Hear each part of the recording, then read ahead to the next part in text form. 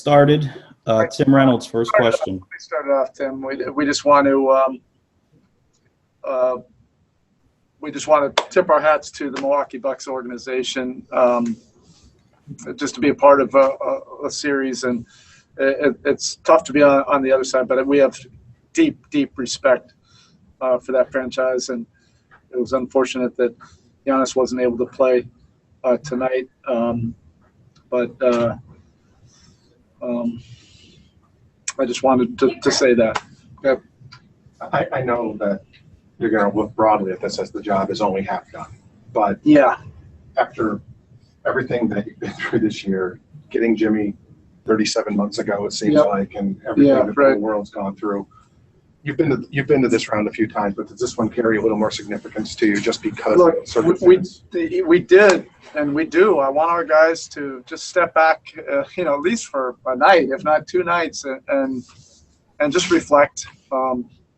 It's not easy to get to the conference finals, and our organization knows that. We've been trying, desperately to get back to the conference finals. That's not our ultimate goal. We get it, but you can still acknowledge the journey, how hard it is just to get to this point. That is why we brought Jimmy Butler here. That is why we put this team together with the veterans, adding Andre and Jay, building around Goran and Bam.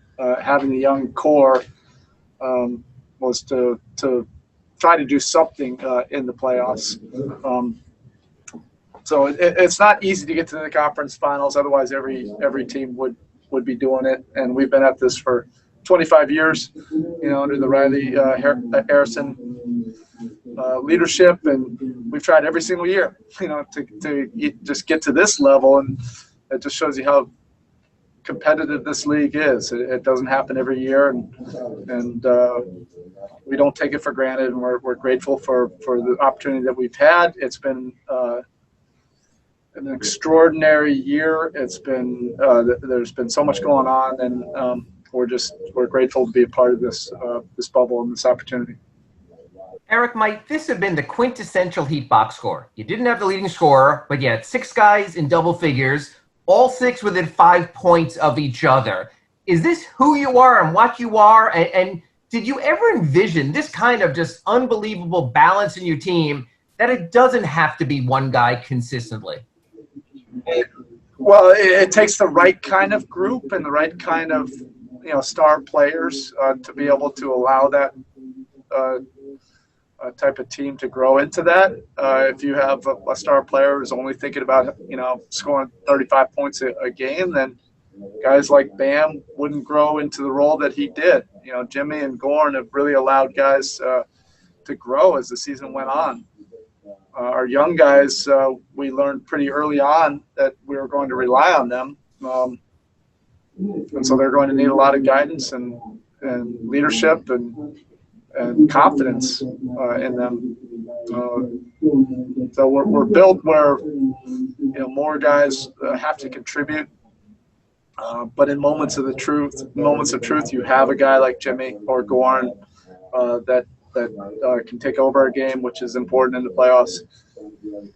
But in the second half, it was pretty ugly there. So the game was in the mud. At least we were able to defend, at a pretty high level. The offense was pretty spotty most of the second half. Then a follow-up question about 2 of the sort of unexpecteds. The 20-year-old kid who didn't care that it was playoffs, and Tyler Hero with his 14, and also the 30-year-old in Jay Crowder, who's probably known more as grit guy than scoring and three-point guy. Can you please address both of their contributions? Thank you.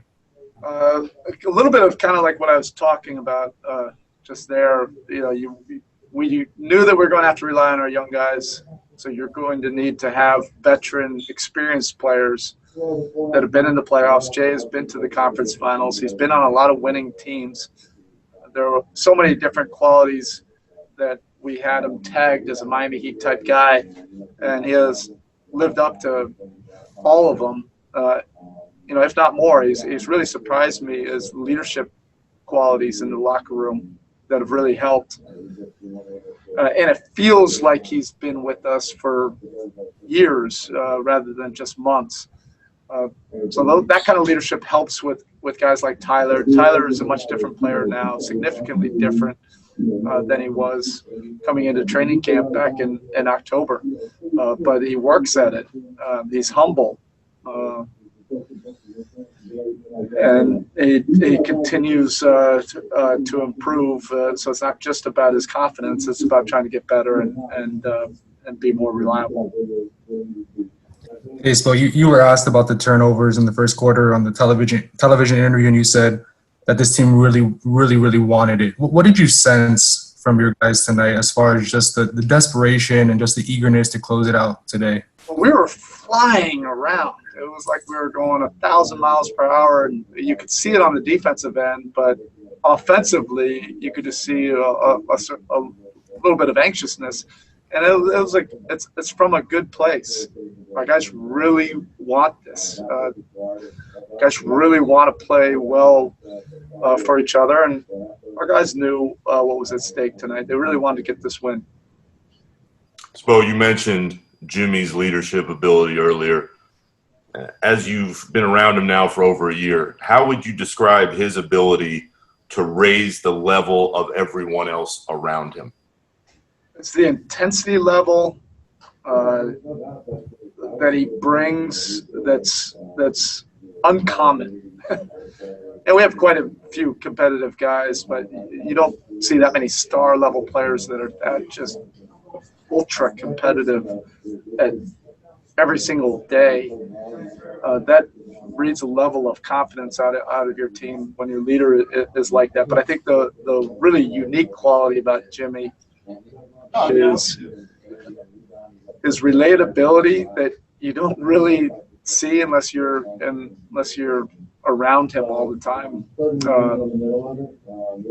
He's such a likable guy. Just don't he won't want anybody to know that, I guess.